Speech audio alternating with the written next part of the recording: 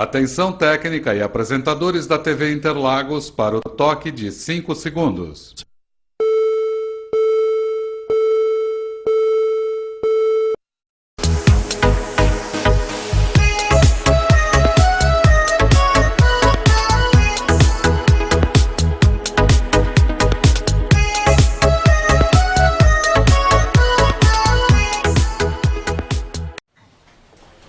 Olá, gente! No ar, programa Abraão. O programa Abraão vai ao ar em 2 edições diárias, às 14h22. Não tem tema definido. As perguntas e respostas são imprevisíveis aqui no programa Abraão pela rede Interlagos de televisão. Já que estamos falando no programa Abraão, eu quero indicar para você, telespectador da rede Interlagos de televisão, para você assistir todos os dias, às 9 horas da manhã, um programa ao vivo, é o programa Abraão.com.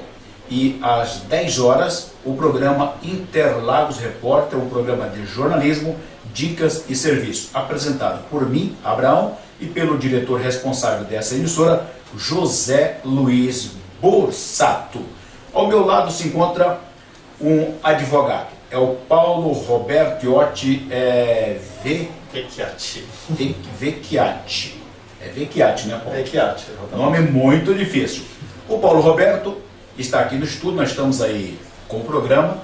Hoje vou bater um papo com o Paulo Roberto, ele é da Coordenadoria de Assuntos de Diversidade Sexual, o famoso CADES da Prefeitura de São Paulo. Paulo Roberto, tudo bem contigo, Paulo Roberto? Tudo ótimo, prazer, obrigado pelo convite, Abraão. O prazer é todo meu, me sinto honrado com a sua presença e vamos falar para os nossos telespectadores e telespectadoras o que realmente é o CADES, que tipo de serviço vocês oferecem à população via Prefeitura de São Paulo, onde tem como prefeito Gilberto Kassab um grande líder, né? Um grande líder da política.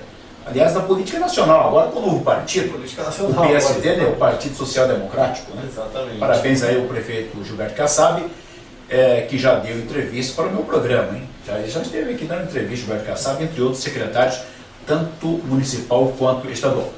Paulo Roberto, vamos chamar de Paulo Roberto, porque Paulo Roberto Iotti Vecchiati é dificílimo, né? Claro. Vamos deixar só na legenda depois, daqui a pouco, de vez em quando passa aí embaixo na legenda, aí passa seu nome por inteiro. Claro. Legal, claro, Paulo? fica à vontade. Paulo, eu queria saber de você, o CADES, Coordenadoria de Assuntos de Diversidade Sexual, foi criado quando e por quê?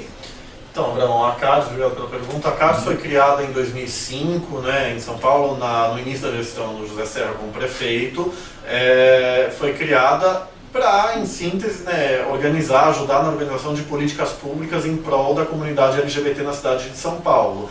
E isso num sentido mais amplo, bem amplo, desde sugerir projetos de lei, né, minutas de decretos que possam melhorar, facilitar a vida da população LGBT, até também a gente receber denúncias da população LGBT de discriminação, de homofobia, ou para a gente dar orientação jurídica. Até por isso que a gente criou um projeto, de início com parceria com o governo federal, agora em parceria só com a prefeitura mesmo, do Centro de Combate à Homofobia, pelo qual a gente na prefeitura recebe a população LGBT e dá orientação jurídica a ela. A gente não pode efetivamente entrar com a ação, né? Porque a OAB não permite eu fazer a ação gratuita, eu não poderia usurpar a competência da defensoria, o advogado de lá não pode pegar a ação cobrando, porque senão a OAB falaria que estaria captando clientela. Então, mas a gente pode dar orientação jurídica e a gente fala para a pessoa procurar um advogado, ou se ganhar até 3 salários mínimos, que é o teto da defensoria, procurar a Defensoria Pública, com a qual a gente tem um convênio com a Defensoria. Mas é isso, a CADES, de maneira bem ampla, ela ajuda na elaboração de políticas públicas e sugere projetos de decreto, projetos de lei em favor da comunidade LGBT. Legal.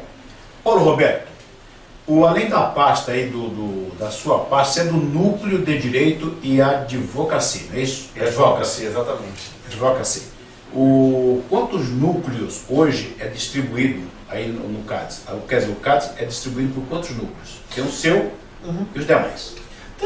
Tem diversos, tem o de comunicação social, tem a parte administrativa para ajudar a gente internamente, enfim, a gente trabalha em núcleos distintos, mas tudo voltado para a questão das políticas públicas. Ligado ao LGBT, no caso do CADES. Assim, na prefeitura, a gente é vinculado à Secretaria de Participação e Parceria, não é? Então, a Secretaria de Participação e Parceria tem diversas coordenadorias, tem a CADES, tem a CONE, que é a Coordenadoria do Negro, a Coordenadoria da Mulher, enfim, tem diversas outras coordenadorias. O CREAS, né? CREAS que eles falam. Da criança, você fala? Tem a Coordenadoria da Criança também. A da Pessoa com Deficiência e Mobilidade Reduzida é uma secretaria própria, mas assim, na Secretaria de Participação e Parceria tem diversas coordenadorias, entre elas a CADES.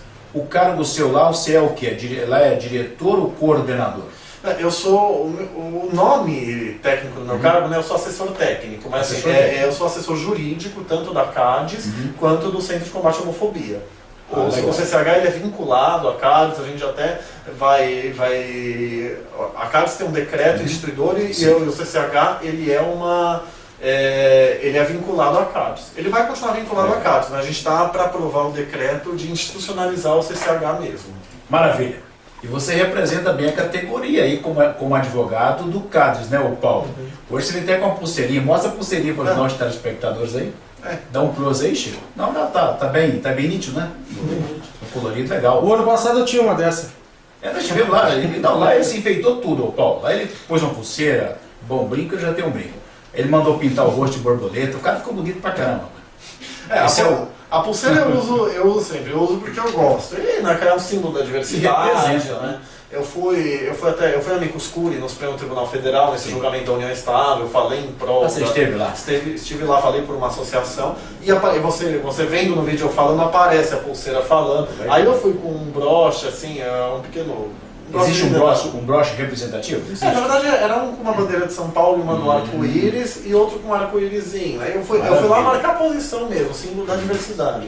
Mas assim, a pulseira eu uso sempre, já faz uns 5 ou 6 anos que eu uso ela diariamente. Virou o relógio já. Ô Paulo, eu estou conversando aqui no programa Abraão de entrevista com Paulo Roberto. Ele é do núcleo de Direito e Advocacia do CADES, que é da Prefeitura Municipal de São Paulo. Paulo, você esteve lá no Supremo Tribunal Federal, a Corte Máxima do Brasil, para resolver as questões. Eu gostaria que você falasse sobre esse projeto que o Supremo aprovou, cujo dia você estava lá. Claro. Como você viu realmente a participação dos juízes, em termos que foi, na realidade, uma democracia. Como foi essa lei democrática aí para nós, no Brasil? Claro. A decisão do Supremo foi excelente, foi maravilhosa. Eu esperava que fosse passar no Supremo, né, mas acho que ninguém esperava a unanimidade, né? A gente esperava até que o Supremo fosse adiar o julgamento do ponto de vista, mas a unanimidade foi maravilhosa, foi um verdadeiro tapa da homofobia, não é? E a decisão do Supremo foi precisa. O que o Supremo fez, assim, tem algumas críticas à decisão. Sim. Alguns falam, isso não era o papel do Supremo, o Supremo legislou. Não, o Supremo não legislou. Diz as lições de direito civil clássico, coisa que qualquer primeiro-anista de direito é obrigado a saber, que quando a lei, a Constituição cita um fato sem proibir o outro, isso é uma lacuna, é um buraco na legislação, que você pode resolver por, a gente chama de analogia. A situação é idêntica no essencial, né? Então o que o Supremo falou? Ele falou que... Assim, parafraseando, o que eu falei na sustentação oral foi a linha de muitos ministros, assim, que a Constituição diz que para efeito de proteção do Estado é reconhecida a união estável entre o homem e a mulher como uma entidade familiar. O Supremo reconheceu que dizer que é reconhecida entre o homem e a mulher é diferente de dizer que é reconhecida apenas entre o homem e a mulher. Como não está esse apenas nem nada do gênero escrito, então não tem proibição. Aí o Supremo falou que a união homoafetiva é uma família conjugal, da mesma forma que a união heteroafetiva, então falou que é obrigado a reconhecer, aí disse o ministro Aires Brito, com absoluta igualdade relativamente à união heteroafetiva. Então, a união entre pessoas do mesmo sexo é uma família, como a união entre pessoas de sexos diversos. Foi isso que o Supremo fez, e eu até... Você achou justo?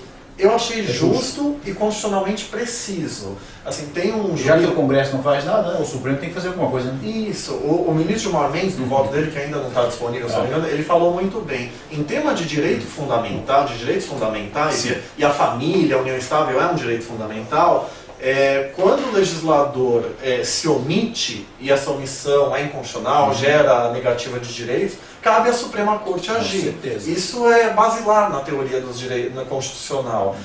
Direitos fundamentais não estão sujeitos à votação. Então, se o legislador não garante, cabe à Suprema Corte garantir. Então, tem um jurista britânico, eu gosto de uma frase dele, Sim. ele fala assim, que o juiz, né, mas assim, o jurista em geral, ele deve fazer justiça, mas justiça dentro da lei. Então, aí fazendo um corte próprio, na minha opinião, quer dizer, a decisão do Supremo não afrontou o texto da Constituição, e foi uma decisão justa. Foi hermeneuticamente adequada, respeitou os princípios da igualdade, da dignidade da pessoa humana, da liberdade, da segurança jurídica, e foi justa e adequada. Paulo, como advogado, eu queria que você explicasse para o nosso telespectador. Eu sou jornalista e apresentador, na minha área não é direito. Por isso que eu trouxe você aqui para falar isso para os nossos telespectadores, que são milhões diariamente. Só para lembrar, a rede Interlagos de televisão transmite em tempo real para todos os países do mundo, e é rede porque nós estamos aí com vários afiliados por todo o Brasil. Nós temos aí a Suprema Corte, já que o nome é Supremo, né? Supremo Tribunal, Suprema Corte. Exatamente. E logo em seguida, a aprovação dos ministros da Suprema Corte do Brasil acontece com aquele juiz que está realmente abaixo, né? Abaixo da Justiça Superior, que lá em Goiás, né? Goiânia cancelou a união estável daqueles dois lá. Primeiro, que ele é evangélico, um juiz evangélico, se não me engano, parece que pertence à Igreja Assembleia de Deus. Como pode no Brasil acontecer o que aconteceu com aquele juiz de Goiânia? Quer dizer, você temos a Suprema Corte, você tem ministro que é superior a todo mundo, logo um subordinado toma conta e fala, não, comigo aqui é diferente, eu que mando, e deixa a Suprema Corte para lá. Como pode acontecer? Como advogado? Fala para os nossos telespectadores. Agora, como advogado, como jurista, o que esse juiz fez é um verdadeiro absurdo. Ele rasgou todo o sistema, a hierarquia das decisões judiciais no país. Correto. Ele falou, estou parafraseando, mas eu li as notícias que falaram, eu não tive acesso à decisão inteira, mas eu vi a notícia que transcrevia. Esse juiz de Goiânia, ele falou que o Supremo teria reescrito a Constituição, que o Supremo teria ultrapassado os limites da sua competência. Não cabe a ele fazer esse julgamento, e não me leve a mal, espero que acredite que eu falo, se o Supremo tivesse decidido em contrário, também não poderia um juiz falar que o Supremo errou e reconhecer a união estável. Nesse julgamento, é que algumas pessoas estão usando a desculpa de que não publicou o inteiro teor do acórdão ainda. Mas assim, gente, é só pegar o vídeo na TV Justiça. O Supremo, no final do julgamento, ele declarou que a decisão tem, aspas, efeito vinculante e eficácia erga omnes, fecha aspas. O que significa? Ela é obrigatória e vale para o país inteiro. Esse juiz, ele mencionou também que para os cartórios que estão vinculados a ele, que somente por decisão judicial eles deveriam registrar. Só que é uma coisa absurda, porque a decisão do Supremo é uma decisão judicial. É que assim, e uma decisão suprema. Suprema. Né? Talvez ele tenha querido dizer que se o casal entrar com uma ação. Só que assim, no Brasil tem dois sistemas de controle de constitucionalidade. Sim. O difuso, qualquer pessoa entra com uma ação e pode ter o controle, e o abstrato. Quer dizer, não é um caso concreto. Você processa a lei em tese por uma ação direta no Supremo Tribunal Federal, e o Supremo Tribunal Federal dá a decisão. Esse é o caso. O Supremo deu uma decisão judicial, num processo judicial que vale para o país inteiro. Então, eu até brinco, assim, é curioso, se você levar ao extremo, é que assim, teve uma juíza corregedora que, felizmente, reformou a decisão dele, e a mídia falou que ele recorreu da decisão, não entendi direito como que ele pode ter recorrido à decisão da superiora dele, mas independente disso. Seria uma situação curiosa, porque imaginou, se você desrespeita a decisão do Supremo como ele fez, cabe uma ação chamada reclamação constitucional. É uma ação que você entra direto no Supremo Tribunal Federal para falar que o juiz desrespeitou a decisão dele. Ou então poderia ter recursos, né, numa ação judicial, você poderia entrar com uma ação. Você chegaria na situação curiosa do Supremo Tribunal Federal analisar se ele, Supremo, ultrapassou os limites da sua competência. É uma situação assim absurda. Alguns juristas falaram, tem que ver a fundamentação desse juiz para ver se não teve preconceito. Eu concordo, mas assim, esse juiz de Goiânia, ele desrespeitou a autoridade da decisão do Supremo. Ele expressamente disse que conhece a decisão do Supremo, mas que fala que como o Supremo teria errado na visão dele, ele tomou uma outra atitude. Então, ele desrespeitou a decisão judicial e ele deve ser punido pela corregedoria. Você acredita que ele vai ser punido? Eu espero que sim. Ele deve ser, na minha opinião, como jurista, como constitucionalista, ele deve ser punido. Se vai ser uma advertência primeiro, né? É que ele está numa situação complicada, porque assim, ele já anulou uma segunda união estável. É uma segunda já? Então, já tive uma notícia que ele anulou uma segunda. E ele falou que ele foi imunizado por Ele já virou uma discriminação, né, Paulo?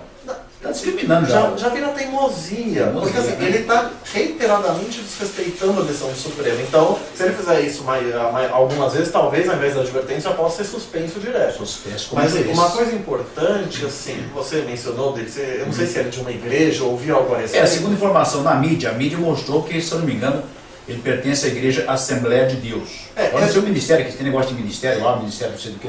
Mas isso é relevante. Mas o que eu sei ouvir na mídia é que ele foi homenageado por evangélicos locais que se opõem à decisão suprema. Os evangélicos podem homenagear ele, é o direito deles, enfim. Mas assim, aí ele teria dito, salvo engano, salvo amigo, que, assim, que Deus o teria impingido a decidir desta forma. O Estado é laico, artigo 19, inciso 1 da Constituição. Deus é proibida a aliança com a religião. Claro. Não tem aquela célebre frase, a César o que é de César, a Deus o que é de Deus? O direito é laico. Então não cabe fundamentações religiosas são inconstitucionais. Então, quer dizer, eu acho que esse juiz tem que ser punido, até porque são daquelas situações, é a mesma coisa que você dizer que a Terra é quadrada, é uma coisa tão absurda que você fica até com um pouco de dificuldade de como refutar, mas assim, em suma, em síntese, o que esse juiz fez, ele desrespeitou toda a hierarquia das decisões judiciais do país. Ele não tem liberdade para, numa decisão superior... Ele não tem essa autonomia para desrespeitar a Suprema Corte do Brasil. Né? Ele poderia até fazer na decisão, aos ministros da Suprema Corte, não desrespeito. O Luiz Fux, o ministro Luiz Fux, ele está chocado. Parece que deu uma entrevista que falou que ele está espantado com isso. E a gente tem que ficar chocado. Pensou se a moda pega, né? É o que eu falei, imagina, se a moda pega, numa ação qualquer, numa ação de despejo, por exemplo. Qualquer juiz, vamos cancelar a decisão do Supremo. Nem do Supremo, o juiz dá uma decisão, cabe apelação, o tribunal reforma. Aí o juiz fala, não, essa decisão do tribunal é ilegal, e ele não aplica. Foi isso que esse juiz fez. Então, quer dizer, é claro, ele não deu uma decisão reformada, mas...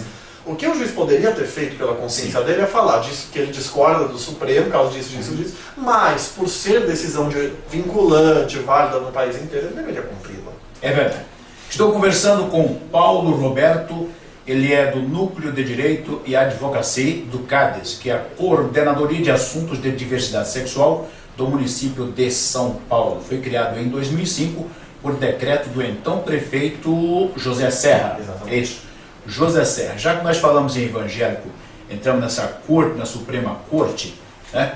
O Paulo, vamos falar das igrejas evangélicas ligado aí ao meio GLBT. Tem bastantes igrejas evangélicas. Você pertence a alguma igreja evangélica ligada ao SBT ou você é católico mesmo? Não, eu não pertenço a nenhuma. Eu conheço uma que é a ICM, a Igreja da Comunidade Metropolitana. Que é para todos, né? Para todos, Igreja Evangélica Cristã para todos. Eu conheço de nome também. Inclusive, nós entrevistei um pastor lá na GLBT do ano passado. Esse ano eu entrevistei um pastor do ano passado. Que na ICM eu conheço o reverendo Cristiano, né, que é aqui de São Paulo, e que a ICM fez um casamento coletivo, né, um casamento religioso coletivo na USP, né, no Salão Nobre. Eu não sou vinculado a nenhuma igreja. Você é cristão? Independente disso. Eu sou cristão, mas independente de religião. Eu tenho uma religiosidade própria. Aliás, sempre eu falo o seguinte, se religião fosse bom, Jesus tinha montado uma, né? Jesus Cristo não montou nenhuma religião, o pessoal inventaram e foi montando. Cada pessoa pode escolher a religião que lhe faz sentido. Eu gosto muito da fé budista, né? Embora tenha algumas coisinhas que eu não concorde. Acredito em reencarnação. Eu tenho uma religiosidade própria. Que eu não... Você é espírita, então? Quem acredita na reencarnação é mais espírita, né? São os espíritos. Mas os budistas também acreditam. Então, quer dizer, eu costumo dizer que eu tenho uma fé própria, né? Eu tenho, não sou ateu, agnóstico, mas mais ou menos, né? Aquele que acredita em uma força superior, mas que não se enquadra numa religião. Paulo, eu já acredito na vida eterna, porque eu sou o fundador da religião judaica, e aí vem o judeu que acredita na reencarnação, veio o meu filho lá, o Ismael, né? O meu filho com Agar, que acabou, né? Dando aquela briga toda, né? Fundaram aí o islamismo, e depois veio aí o Isaac, que fundou o cristianismo, né? Passou essas três brigas do pessoal. Então eu já sou né, essas religiões no mundo acreditam na vida eterna. É por isso que Então, eu falei antes de começar que com Abraão ninguém quer brigar, né? Ninguém quer brigar com Abraão. Não faz bem se indispor com Abraão, né? É verdade. Eu estou conversando com o Paulo Roberto e essas igrejas têm pedido apoio jurídico junto à sua parte? Ao que me consta, não. Até para esclarecer para o público, né, eu estou na CADES faz quase um mês, estou substituindo o Gustavo Menezes, que é o antigo assessor jurídico da CADES, enfim, que ele não pôde continuar. O seu cargo é de confiança. É um cargo de confiança mesmo. Então, assim, mas ao que me consta, não. As igrejas inclusivas, eu pessoalmente, não enquanto assessor jurídico, mas pessoalmente, eu acho um trabalho muito importante, porque mostra para as pessoas LGBTs, lésbicas, gays, bissexuais, travestis e transexuais, que a fé não é incompatível com a sua orientação sexual não heterossexual. Então, toda a discussão, se a Bíblia deve ser interpretada literalmente ou de maneira histórico-crítica, quando esses pastores fundamentalistas, contrários, falam, não, está aqui na palavra de Deus, essas igrejas elas destacam com razão que essa postura de interpretar literalmente a Bíblia é muito recente, é do século XVIII, enfim, é por aí. Então, eles, enfim, mas sim, cada igreja tem o direito de interpretar a sua religião da forma que melhor sentido lhe faça. Essas igrejas, elas trazem uma interpretação com a qual eu concordo, de que homossexualidade não é pecado, enfim, tem diversos textos, livros sobre isso, acho que não cabe aqui. Claro. Bom, eu entrevistei um pastor de uma igreja cristã evangélica GLBT, não em 2011, mas em 2010. E o pastor disse o seguinte, olha, ele até citou uma passagem bíblica onde diz que Deus não faz acepção de pessoas, Deus não faz acepção de pessoas. Ele até citou a respeito para justificar a minha pergunta junto à igreja evangélica cristã para todos, que se não me engano tem uma sede aí no bairro de Santa Cecília, parece que é o bairro de Santa Cecília. Agora, em relação ao Supremo, por que o Brasil é tão atrasado, Paulo? Você como advogado, você deve saber, e sabe com certeza melhor do que eu, e você pode transferir isso para o nosso telespectador. Por que o Brasil é um país tão atrasado, um paísinho assim meio em relação à democracia? Porque essa liberdade que o pessoal gay estão tendo agora é questão de democracia. Você pega a questão de gays, esse negócio de LGBT aí é coisa de milhões de anos atrás, antes de Jesus Cristo já existia. Sim. O Brasil fica agora no século XXI tentando achar, e você pega a Suprema Corte que apoia o casamento, não é casamento, como você falou aí, tem um nome próprio, estável. A união estável, e vem um juiz, na classe, não sei como vocês classificam o juiz aí, de uma corte menor, mais baixa. De primeira instância. De primeira instância, cancelando a de última instância em pleno século XXI, pois esse negócio ligado aí de homossexualismo é uma coisa antes de Jesus Cristo já existia, é normal isso aí. Claro. Quem conhece a história, quem é bom em história sabe disso. Claro, isso é muito antigo. Eu tenho um livro chamado Manual da Homoafetividade, que fala sobre casamento civil, estável e adoção por homossexuais, por casais homoafetivos. No primeiro capítulo eu falo da história, Tem uma frase atribuída a Goethe, a homossexualidade é tão antiga quanto a humanidade. Só uma pergunta, por que o Brasil é tão atrasado assim? Por que o Brasil é tão atrasado? É uma questão... Por que aqui tem que ser tudo amarrado, tudo lento, tudo tipo uma tartaruguinha? O Brasil foi o último país a abolir a escravatura, os últimos. Só em 88 o Brasil deu igualdade plena à mulher, 120 anos proibiu aí o Libras, línguas de sinais, o Sul não podiam. Agora foi liberado através de uma lei. Então, a mulher, lembra, até a década de 60, com o Estatuto da Mulher Casada, a mulher ela virava adolescente com o casamento, de absolutamente capaz, quando ela casava ela virava relativamente capaz de novo. Só na década de 60 isso melhorou, e só com a Constituição de 88 o Brasil deu igualdade plena a homens e mulheres perante a lei. É uma questão que foge do direito, então aí eu não tenho muita especialidade para falar. Que isso é um problema histórico do Brasil. Eu não sei dizer por que a gente é sempre o último. E outra, o Supremo Tribunal Federal tomou essa atitude porque o Congresso, se fosse deixar para o Congresso, não ia sair nunca. Não sai nunca, daqui só no século XXII.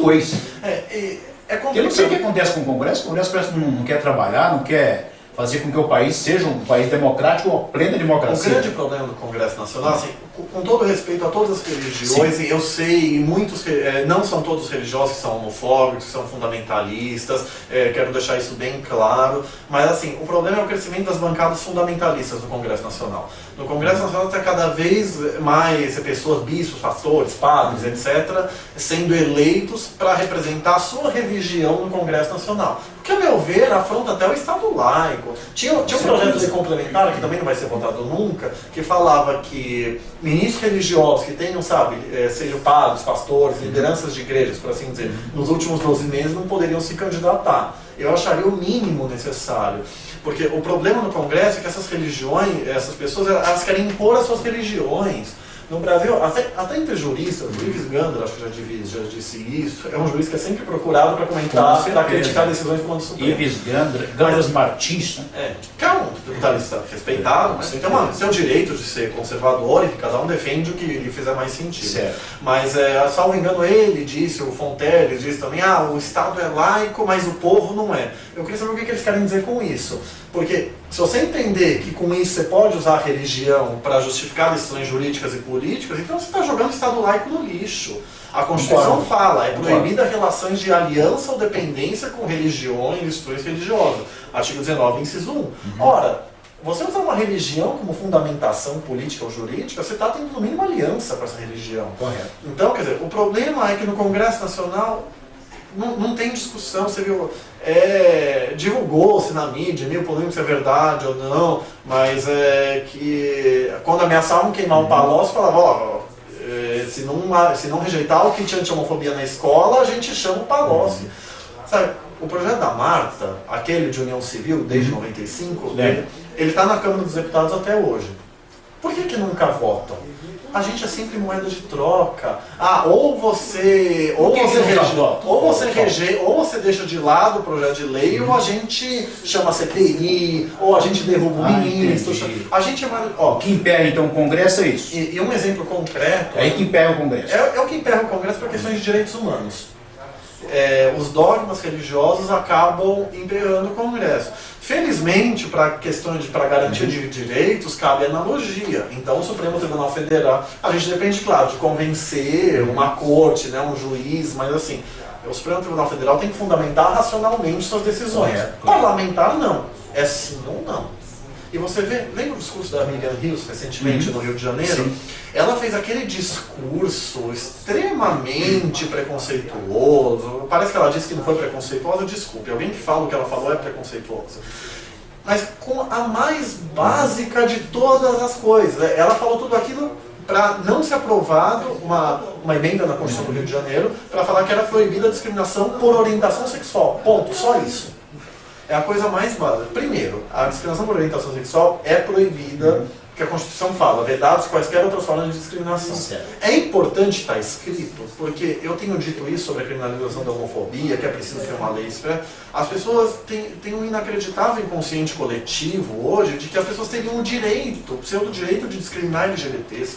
Isso não existe. É preciso que o Estado se posicione com uma lei que coíba, de preferência uma lei penal, né? Porque senão você vai estar hierarquizando discriminações, você vai dizer que discriminar negros, grupos étnicos, estrangeiros e religiosos, que são os critérios da lei de racismo, você vai dizer que discriminar esses seria mais grave que discriminar gays, LGBTs. Então, quer dizer, você precisa de uma lei que criminalize a discriminação por orientação sexual e identidade de gênero, para que as pessoas se conscientizem de que não têm o direito de discriminar. É o que eu chamo de direito à igual proteção penal, nesse caso da criminalização. Perfeito. Estou conversando com Paulo Roberto, ele é advogado do Núcleo de Direito e Advocacia do CADES de Diversidade. É um aliado nosso. Eu não costumo questionar a sexualidade das pessoas.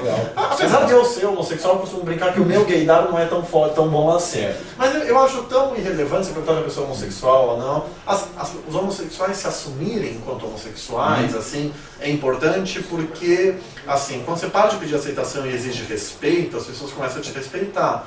Muitas pessoas, assim, que tinham preconceito contra homossexuais, quando descobrem que uma pessoa que você convive há muito tempo é homossexual e percebem que isso não influencia em nada no caráter, na dignidade, na bondade dessa pessoa, as pessoas, porque assim, muito do preconceito é ignorância, por desconhecimento. Pô, é ignorância. Então, quer dizer, mas assim, Isso é história, né, Paulo? dito Isso é isso, história. não é irrelevante se a pessoa é homossexual ou não. Então, se ele é simpatizante, um simpatizante engajado, como Janazzi, é importante.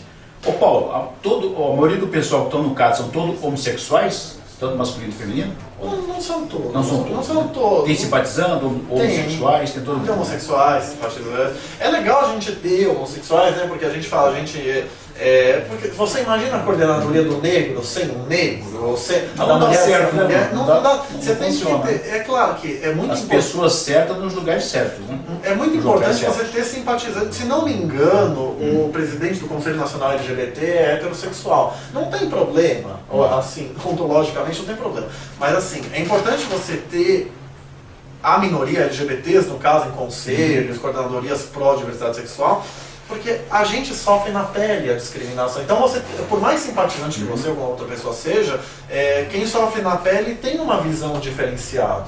Então, a Maria Berenice Dias é uma simpatizante fantástica, né? Quer dizer, ela poderia estar na frente do conselho, mas assim, não pode ter só heterossexual numa comissão. Perfeito. Senão só branco numa comissão do negro. Não daria, né? Bom, eu conversei hoje aqui no programa Abraão com o Paulo Roberto. Ele é do Núcleo de Direito e Advocacia, ele é advogado do CADES, da Coordenadoria de Assuntos de Diversidade Sexual. Paulo, muito obrigado pela sua presença. Aí me sinto honrado com a sua presença, falando um pouco aí para a classe do pessoal, né? A classe do setor LGBT de São Paulo, do Brasil e do mundo.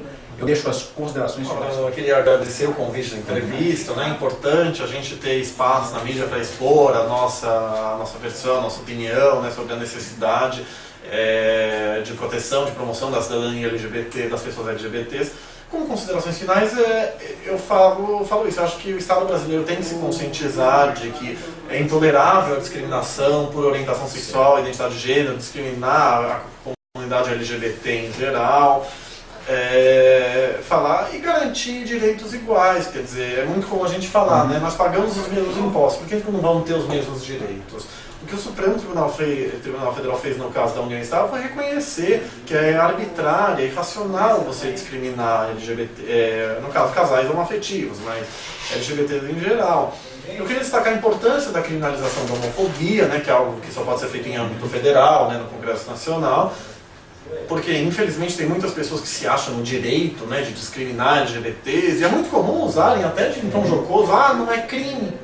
Bom, então, quer dizer, embora você consiga enquadrar em alguns crimes, constrangimento ilegal, injúria, como as penas são muito pequenas, né, vira no juizado especial criminal, vira pequenas causas criminais, você paga a cesta básica. Da mesma forma que a Maria Berenice Dias diz... Pena alternativa, né? Pena alternativa, que no Brasil banalizou a cesta básica. Como a Maria Berenice Dias diz com razão que antes da Lei Maria da Penha era barato bater na mulher, hoje é barato bater no gay, discriminar gays. Então é preciso que o Estado criminalize a homofobia, a transfobia, a lesbofobia, enfim, com penas compatíveis com a gravidade de crimes de ódio, de discursos de ódio. A discriminação contra LGBTs é análoga à discriminação contra negros, a lei de racismo fala hoje em discriminação por cor de pele, etnia, origem nacional e religião. Então, embora não caiba crime por analogia, isso é óbvio no direito, como as discriminações são análogas, é preciso que uma lei criminal que puna a discriminação LGBTs a puna de forma análoga a essas outras discriminações. Senão você estaria hierarquizando opressões, o que é errado. E rebatendo crítica muito comum que eu acho importante, essa lei não é lei de mordaça, não é ditadura, não viola a liberdade de expressão. O Supremo já falou algumas vezes, liberdade de expressão não dá direito a discurso de ódio, não dá direito a cometer ato ilícito, não dá direito a você ofender a dignidade humana das outras pessoas. O Supremo Tribunal Federal afirmou isso num caso famoso sobre antissemitismo, habeas corpus 82424, era um livro antissemita, que ele falou que era caso de racismo mesmo. Então, quer dizer, liberdade de expressão não é direito absoluto, não garante o direito de você discriminar ninguém. E o PLC 122 de 2006, né, ele visa unicamente punir a discriminação por orientação sexual e identidade de gênero. E é isso, ressaltar a importância da criminalização da homofobia e da transfobia e fazer um apelo, né, para que as pessoas deixem de discriminar LGBTs, né, ou se conhecem pessoas, tentem conscientizá-las, porque Orientação sexual e identidade de gênero, elas não... você ser homossexual, bissexual, travesti, transexual, isso não é defeito de caráter. São pessoas tão dignas e tão merecedoras de respeito como quaisquer outras. Então fica esse apelo para o respeito à cidadania plena LGBT.